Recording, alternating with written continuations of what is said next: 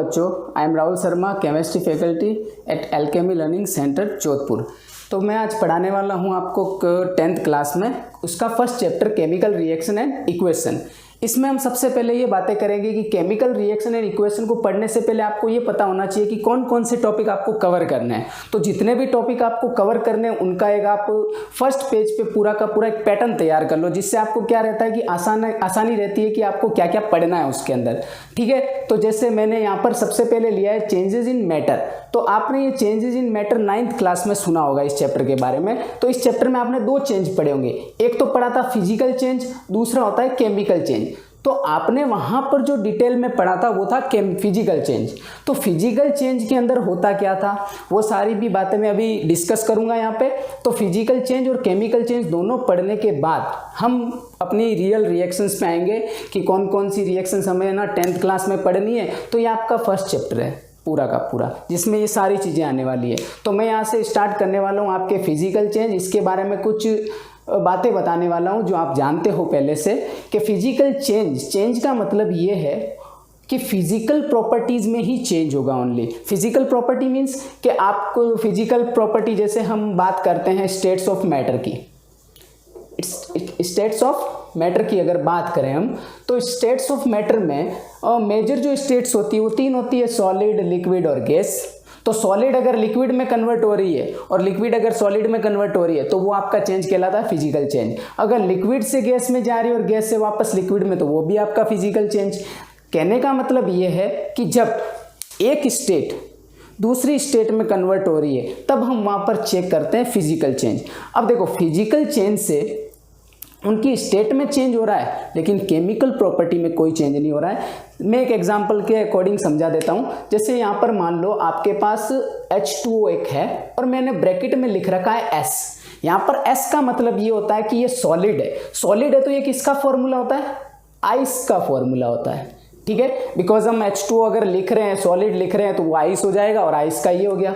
अब अगर मैं इसको हीट करूँ, यानी कि हीट नहीं तो रूम टेम्परेचर पे रखूं इसको, तो रूम टेम्परेचर पे क्या होगा कि धीरे धीरे धीरे ये मेल्ट होने लगेगा। मेल्ट होते ही किस में कन्वर्ट हो जाएगा? वाटर में। तब इसके ब्रैकेट में हम क्या लिखते हैं? लिक्विड लिखते हैं, यानी कि ये आपका क्या हो गया? वाटर। तो अब आप एक बात देखो, यहाँ पर आइस जो था वो सॉलिड था, सॉलिड से कन्वर्ट हुआ लिक्विड में, लेकिन केमिकल फॉर्मूला दोनों का क्या है? सेम। यहाँ पर भी H2O है, यहाँ पर भी H2O है। आप अगर चाहो तो इसको और हीट करो, इसको आप बॉयल करोगे तो ये भी क्या रहेगा? H2O रहेगा, लेकिन हम इसको लिखेंगे G से। G मीन्स यहाँ पर गैस हो जाएगा और ये आपकी क्या होती है? वेपर्स होती है। तो वेपर्स का फॉर्मूला भी आपका क्या होता है? H2O। तो यानी कि फिजिकल चेंज में ओनली फिजिकल प्रॉपर्टीज में चेंज होता है। तो आइस से बना वाटर, वाटर से बना वेपर। अब देखो, आपने और भी बहुत सारी चीज़ें पढ़ी है। फिजिकल प्रॉपर्टीज जो होती है वो क्या होती है आपकी? एक तो होता फोर्स ऑफ अट्रैक्शन, जो सॉलिड में सबसे ज़्यादा होता है, लिक्विड में उससे कम होता है और गैस में सबसे कम होता है। तो वो भी चेंज हो रहा है, बिकॉज यहाँ आइस में क्या था? फोर्स ऑफ अट्रैक्शन ज़्यादा था मोलिक्यूल्स के बीच में। ठीक है, तो और वाटर में उनसे कम हो गया, फिर वेपर्स में और कम, तो वो दूर दूर जाने लगे। तो ये सारी चीज़ें भी हमने पढ़ रखी है। फिजिकल चेंज में आप सब लोगों ने ये सब बातें पढ़ रखी है। लेकिन अब अपना फिजिकल चेंज हो चुका है, 9th क्लास में हमने इसका फर्स्ट चैप्टर पूरा कवर कर रखा है, आप सब ने कवर कर रखा है। अगर ये अब पढ़ोगे तो ये वाला समझ में आएगा, क्योंकि इसका सारा यूज़ आपको इसमें करना। और कैसे करना है? देखो, ये जो मैं यहाँ पर सिंबल लिख रहा हूँ S, L और G, ये आपके यूज़ होने वाले, क्योंकि आगे जैसे जैसे टाइप्स ऑफ रिएक्शन बढ़ेगी तो इनका भी इंपॉर्टेंस बढ़ जाता है, क्योंकि आपको वहाँ पर है ना बताना पड़ता है कि वो आइस है कि वेपर है या लिक्विड है। ठीक है, उसके बाद में केमिकल चेंज आते हैं। केमिकल चेंज का मतलब क्या होता है? देखो, केमिकल चेंज, अगर मैं केमिकल चेंज की बात करूं तो एक्टिविटीज़ आती है आपके पास स्टार्टिंग में, कि किसी भी मेटल को अगर मैं एसिड के अंदर डालूं तो उसमें से H2 गैस निकलती है। लेकिन सारे मेटल में H2 गैस नहीं निकलती है। कुछ मेटल होते हैं जो H2 गैस नहीं देते एसिड के साथ, वो अदर गैसेस देते हैं। तो वो बातें हम सारी इसमें करेंगे। लेकिन केमिकल चेंज का मतलब ये होता है कि एक्चुअल में नए मॉलिक्यूल, एक पुराने मॉलिक्यूल से नया मॉलिक्यूल बनेगा, यानी कि यहाँ पर जो रिएक्शन होगी वो अलग होगी। जैसे मैं सपोज यहाँ पर बोल दूँ कि A + B को मैंने मिलाया तो यहाँ पर बनेगा C + D। ठीक है। यानी कि केमिकल चेंज का मतलब है कि आप दो चीजें मिला रहे हो तो उन दोनों से अदर जो प्रोडक्ट बनेंगे वो आपके क्या बनेंगे, डिफरेंट बनेंगे। अब यहाँ पर बात ये आती है कि मान लो ये सॉलिड है और ये लिक्विड है, तो ये सॉलिड लिक्विड कुछ भी हो सकते हैं, हमें कुछ नहीं पता, वो तो हम रिएक्शन करवाएंगे, आगे जाके पढ़ेंगे तब हमें उसके नेचर का पता चलेगा। इसलिए बोल रहा हूँ फिजिकल चेंज का यूज़ भी आपके केमिकल चेंज में होता है। अब नेक्स्ट मैं सीधा बढ़ूंगा कि केमिकल चेंज में क्या आएगी आपके, chemical reactions. Chemical reactions means जो आपने केमिकल रिएक्शन मिक्स किए हैं, रिएक्टेंट को मिलाया है एक दूसरे में, तो वहाँ पर क्या होगा, कुछ रिएक्शन होगी, उसी रिएक्शन को हम बोलते हैं केमिकल रिएक्शन। अब केमिकल रिएक्शंस के भी टाइप्स होते हैं, देखो जो आप पढ़ने वाले हो सबसे ज़्यादा इस पूरे चैप्टर की जो बात चलेगी वो इस पे चलेगी, केमिकल चेंज पे। अब केमिकल चेंज के अंदर केमिकल रिएक्शन आएगी, उसके पहले हम एक्टिविटी की जरूर बातें करेंगे, पूरी डिटेल में बातें करेंगे कि केमिकल चेंज होता क्या है, ठीक है। अभी मैं आपका सिर्फ एक इंट्रोडक्शन पार्ट ले रहा हूं जिसमें ये बता रहा हूं कि आपको पढ़ना क्या क्या है, मेनली जो इंपॉर्टेंट बातें इसमें। तो केमिकल चेंज में केमिकल रिएक्शन के मैंने कुछ टाइप्स लिख रखे, जिसमें सबसे पहले आएगा कॉम्बिनेशन रिएक्शन। तो कॉम्बिनेशन रिएक्शन क्या होती है इसके बारे में स्टडी करेंगे, इसके जनरल जो पॉइंट्स आते हैं, मेन पॉइंट्स कि आपको कैसे पता चलेगा कि वहाँ पर कॉम्बिनेशन हो रहा है कि क्या हो रहा है। कुछ लोग इसको एडिशन रिएक्शन भी नाम दे देते, क्यों, कंबाइन का मतलब कंबाइन हो रहा है, और ऐड भी कह सकते हैं हम उसको, तो वहाँ पर आप कॉम्बिनेशन रिएक्शन देखोगे। तो कॉम्बिनेशन रिएक्शन कब आएगी उसकी हम स्टडी करेंगे। नेक्स्ट आता है वेरी इंपॉर्टेंट डीकम्पोजिशन रिएक्शन। देखो बच्चों, डीकम्पोजिशन रिएक्शन में से क्वेश्चंस हर साल पूछते हैं, क्योंकि डीकम्पोजिशन रिएक्शन जो आपकी होती है वो सबसे इंपॉर्टेंट होती है। इसको भी 3 चीज़ों में डिवाइड किया गया है। डीकम्पोज का मतलब क्या होता है, एक मॉलिक्यूल 2 में टूट जाएगा या उससे ज़्यादा में टूट जाएगा। जैसे यहाँ पर कॉम्बिनेशन रिएक्शन की बात करूँ मैं, तो सिंपल आपको बता देता हूँ कि A+B मिलकर आपके क्या बनाते हैं, एक C बनाते हैं, ठीक है। यानी कि A और B मिले और बना कितना, एक बना, तो ये हो गया आपका कॉम्बिनेशन रिएक्शन। नेक्स्ट अगर मैं डीकम्पोजिशन की बात करूं सिंपल टर्म में, तो मैं देखो बेटा एरो यहां पर ले रहा हूं, इसके अंदर क्या होगा कि मैं ए मॉलिक्यूल लूंगा और वो कितने में टूट जाएगा, B+C में टूट जाएगा, ठीक है। ये सिंपल पढ़ने का तरीका होता है कि ए को मैंने तोड़ा, कुछ रिएक्शन हुई इसमें, तो यहाँ पर क्या होगा कि बी और सी बनेंगे। तो देखो यहाँ पर 2 मिलके एक बन रहा है, यहाँ पर एक टूट के 2 मिल रहे हैं, तो ये होता है कॉम्बिनेशन, ये होता है डीकम्पोजिशन। तो डीकम्पोजिशन कब होता है, अकेला मॉलिक्यूल कभी रिएक्ट करता है क्या, आसानी से नहीं करता। तो इस मॉलिक्यूल को तोड़ने के लिए या तो हम हीट कर सकते हैं, इसको गर्म कर सकते हैं, ठीक है, तब हम इसको क्या बोलेंगे, थर्मल डीकम्पोजिशन बोलेंगे। या इसको अदर एनर्जी दे सकते हैं, जैसे लाइट एनर्जी दे दो आप, तो लाइट एनर्जी के लिए हम उसको क्या बोलेंगे, फोटोकेमिकल कंपोजिशन बोलेंगे। एक एनर्जी अपने पास और होती है, केमिस्ट्री में जब हम रिएक्शन करवाते हैं तो 3 टाइप की एनर्जी ली जाती है।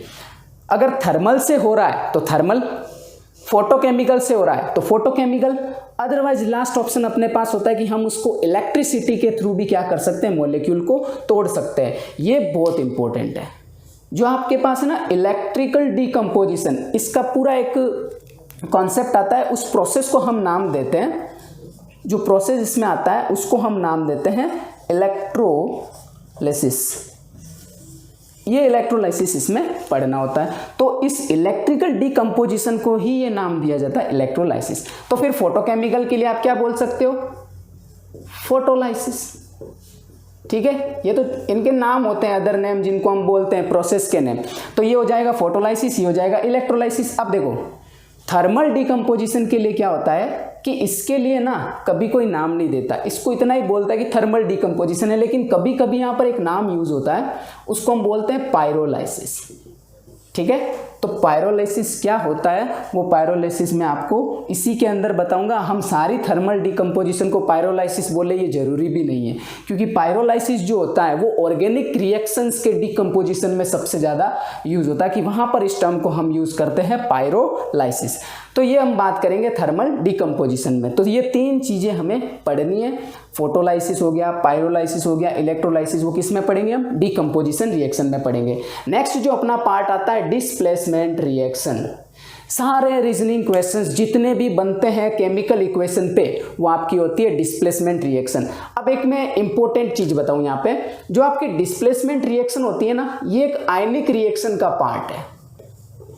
किसका पार्ट है? आयनिक रिएक्शन का। इसमें क्या होता है कि आयंस भी बनते हैं, इसमें सॉल्ट्स भी यूज होते हैं, आयनिक कंपाउंड यूज होते हैं डिस्प्लेसमेंट रिएक्शन में। लेकिन डिस्प्लेसमेंट रिएक्शन के भी कई टाइप है। कई टाइप कैसे? यहाँ पर डिस्प्लेसमेंट का मतलब क्या है, इसकी जैसे सिंपल मैं आपको बताऊं, यहाँ पर एक सेकेंड,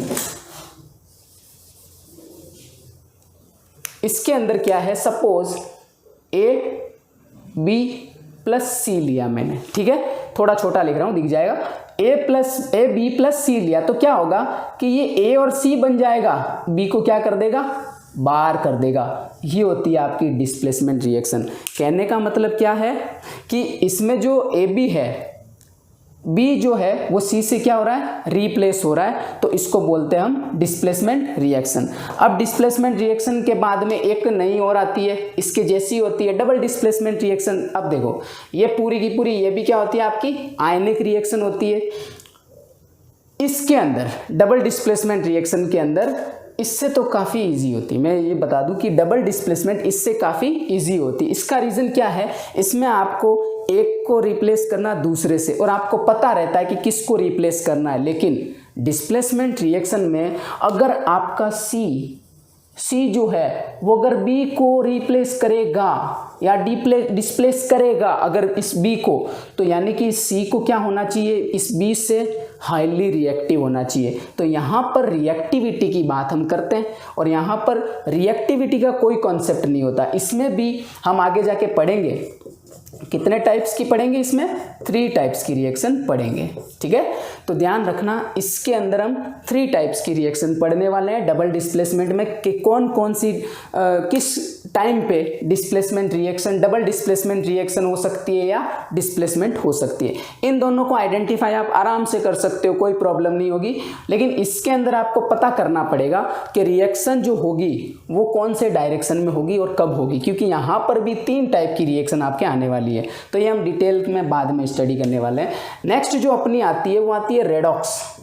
अब देखो बच्चों, जो रेडॉक्स है, रेडॉक्स रिएक्शन को ही हम बोलते हैं ऑक्सीडेशन रिडक्शन रिएक्शन, ठीक है। तो ऑक्सीडेशन रिडक्शन रिएक्शन की अगर मैं बात करूं तो ऑक्सीडेशन में आपको 5 डेफिनेशन मिलेगी, रिडक्शन में भी आपको 5 डेफिनेशन मिलेगी। लेकिन जैसे ही आप 11th क्लास में जाओगे वहां पर एक नई डेफिनेशन आएगी, 6 डेफिनेशन। यानी कि अगर हम ऑक्सीडेशन एंड रिडक्शन की बात करें तो इनके 6 कॉन्सेप्ट होते हैं दोनों के। लेकिन एक ही रिएक्शन में ऑक्सीडेशन भी हो और रिडक्शन भी हो तब हम उसको बोलते हैं रेडॉक्स रिएक्शन। तो यहाँ पर ध्यान रखना, ऑक्सीडेशन और रिडक्शन रिएक्शन जो है ना वो हमेशा साथ में होती है, तब हम उसको क्या बोलते हैं, रेडॉक्स। लेकिन हम उसमें पता लगा सकते हैं कि कहाँ ऑक्सीडेशन हुआ, कहाँ रिडक्शन हुआ। और एक बात और कि यहाँ पर जो ऑक्सीडेशन और रिडक्शन है ना, ये ऑलवेज हाफ रिएक्शन होती है। जब हम रिडॉक्स की बात करेंगे तो ये दोनों हाफ रिएक्शन होती है। तो इसकी भी डिटेल स्टडी करेंगे, पूरी की रेडॉक्स रिएक्शन क्या होती है। और इसके अंदर जो रेडॉक्स ऑक्सीडेशन और रिडक्शन है, मैंने आपको अभी बोला है कि कितनी आएगी कॉन्सेप्ट, इसमें 5, यानी कि 5 डेफिनेशन आपको पढ़नी है। 11th में आप जैसे ही जाओगे वहां पर आपके 6 हो जाएगी, तो वो जो 6th वाली होगी वो सबसे ज़्यादा इंपॉर्टेंट होगी, ठीक है।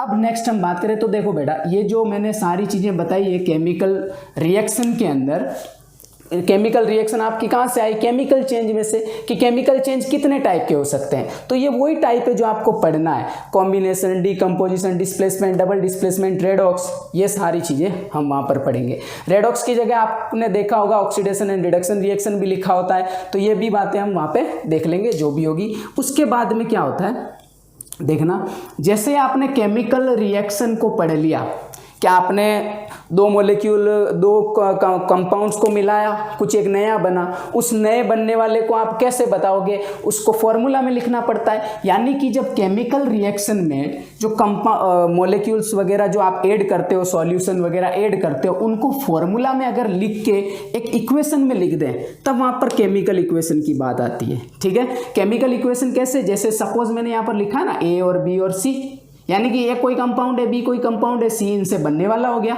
तो ये होती है ना, इसको बोलते हैं केमिकल इक्वेशन। लेकिन आजकल सब इसको ही रिएक्शन बोलते हैं। कैसे कि ये आपकी रिएक्शन हो गई, ये भी रिएक्शन हो गई। पता है क्यों? क्योंकि इनके मिलने से ये बन रहा है, तो हम इसको रिएक्शन बोलते हैं। लेकिन रियल में ये क्या होती है, इक्वेशंस होती है, ठीक है। तो केमिकल इक्वेशंस के लिए भी हम पॉइंट्स पढ़ेंगे, जनरल पॉइंट्स कि केमिकल इक्वेशन में क्या क्या चीज़ें होनी चाहिए, तो वो पॉइंट सारे आएंगे कि कोई अगर लिक्विड है तो उस कंपाउंड के आगे एल लगाना पड़ेगा, वो सारे छोटे छोटे टर्म्स, एरो वगैरह सब पढ़ेंगे हम, ठीक है। नेक्स्ट जो अपना टॉपिक आएगा वो आएगा बैलेंसिंग ऑफ केमिकल इक्वेशन। देखो बच्चों, इसमें बच्चे ना बहुत गलती करते हैं, जिसको मैं सर्कल कर रहा हूँ, ये वाला जो होता है ना बैलेंसिंग ऑफ केमिकल इक्वेशन, ये बहुत ज़रूरी होता है, क्योंकि बिना बैलेंसिंग के आप जब 11th क्लास में जाओगे तो आपसे ना फर्स्ट चैप्टर ही आएगा, आपसे न्यूमेरिकल ही नहीं होंगे वहाँ पे। क्यों नहीं होंगे? क्योंकि बैलेंसिंग का मतलब ये होता है कि उनके आगे जो मॉलिक्यूल्स के आगे जो नंबर आता है, कोफिशिएंट जिनको हम बोलते हैं, वो नंबर जो होते हैं ना मोल्स होते हैं। तो वो ध्यान रखना जरूरी है कि इक्वेशन को बैलेंस करना आना चाहिए। इसके लिए मेथड होता है हिट एंड ट्रायल मेथड। चलो एक चीज और बताऊं, हिट एंड ट्रायल मेथड का मतलब क्या है? सोचो और लगाओ, अपने ऊपर ही है, कोई सिखा सकता है क्या इसको? नहीं। जितनी प्रैक्टिस करोगे ना उतना आपका बैलेंसिंग ऑटोमेटिक होता जाएगा। प्रैक्टिस के लिए बहुत ज़रूरी होती है कि आप उसको है ना क्या करो, बहुत सारी रिएक्शंस ले लो, चाहे बड़ी क्लासेस की हो छोटी क्लासेस की हो, जितनी भी रिएक्शंस है उनको लो, आप बैलेंस करने की कोशिश करो। दोनों तरफ क्या करना है? एटम का नंबर बराबर करना है, मॉलिक्यूल में हो चाहे कैसे भी हो उनका। तो ये मैं सिखाऊंगा आपको कि कैसे करते हैं पूरा का पूरा। अब देखो, एक मैंने अदर टॉपिक लिया है टाइप्स ऑफ रिएक्शन करके। वैसे तो ये भी टाइप्स ऑफ रिएक्शन ही है, ये टाइप्स ऑफ रिएक्शन मैंने अदर उठा लिया ताकि आपको इन्हीं रिएक्शन में कुछ कॉन्सेप्ट आने वाले हैं, उनको मैं यहाँ पे अलग से बता रहा हूँ। कैसे? देखो, टाइप्स ऑफ रिएक्शन में पहला जो मैंने लिखा है बेस्ड ऑन एनर्जी रिलीज्ड और एब्जॉर्ब। देखो, किसी रिएक्शन में एनर्जी रिलीज भी होती है, किसी में एब्जॉर्ब भी होती है, तो दो प्रोसेस हो सकते हैं। अगर एनर्जी क्या हो रही है आपकी रिलीज, अगर आपकी एनर्जी क्या हो रही है वहाँ पर रिएक्शन में एनर्जी रिलीज हो रही है, तो एनर्जी जब रिलीज होती है तो प्रोसेस को बोलते हैं एक्सो। एक्सो मीन्स बाहर निकालना, एनर्जी को रिलीज कर देना। और अगर वहाँ पर एनर्जी क्या हो रही है आपकी एब्जॉर्ब हो रही है, तो एनर्जी एब्जॉर्ब का मतलब होता है कि वहाँ पर क्या आ जाएगा आपके पास? एंडोथर्मिक रिएक्शन आ जाएगी। तो एक्सोथर्मिक और एंडोथर्मिक ये कॉन्सेप्ट सबसे इंपॉर्टेंट माने जाते हैं, बिकॉज रिएक्शन करवाने के लिए ना एनर्जी की जरूरत पड़ती ही है। और ध्यान रखना, मोस्टली जो रिएक्शन होती है ना वो एक्सोथर्मिक होने की कोशिश करती है, बिकॉज एनर्जी टोटल रिलीज होना, क्योंकि जितनी ज़्यादा रिलीज होगी एनर्जी, वो रिएक्शन में जो मॉलिक्यूल बनेंगे उतने ही स्टेबल बनेंगे, तो वो रिएक्शन उतनी ही प्रोसीड होगी। तो ये सारी बातें हम बाद में करने वाले हैं, मैं ज़्यादा यहाँ पर लूँगा नहीं, ठीक है। अब दूसरा जो है based on the direction of reaction. Direction का मतलब क्या है? जैसे देखो A प्लस बी, मैंने एरो उस साइड में कर रखा है, तो क्या बन रहा है? C बन रहा है।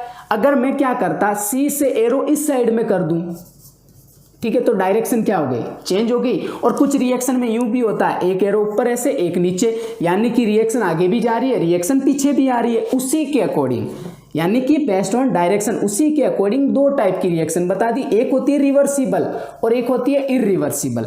इरिवर्सिबल का मतलब वन डायरेक्शन में चलेगी, यानी कि एक ही डायरेक्शन में चलेगी। यहां पर रिएक्टेंट है, यहां पर क्या बन जाएंगे? प्रोडक्ट बन जाएंगे, तो यहां से लेके यहां तक चलेगी।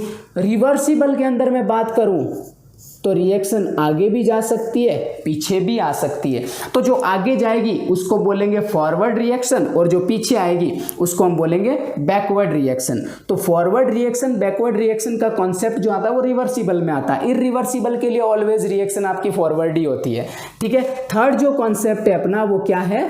Based on the phase.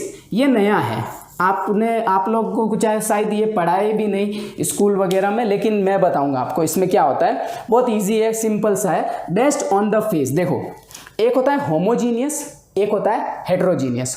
Homo means होता है, होमो ये वर्ड जो है ना आपका, इस होमो वर्ड का मतलब होता है सेम, ठीक है। और यहाँ पर जो हेट्रो वर्ड है ना, इसका मतलब होता है आपके डिफरेंट। तो यहाँ पर जो हम बात करेंगे होमोजीनियस मीन्स जो, और फेज मैंने नाम भी दिया है बेस्ड ऑन द फेज।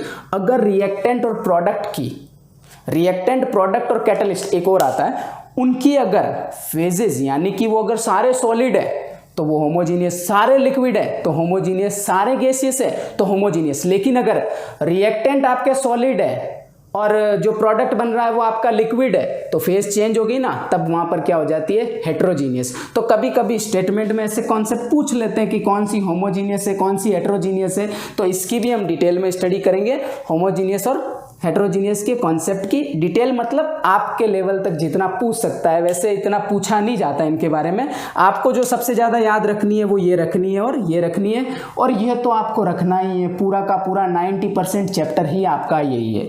इसके अलावा 2 टॉपिक और आते हैं, वो 2 टॉपिक आपके क्या होंगे, एक तो होगा कोरोजन, ठीक है, और एक होगा आपका रेंसिडिटी।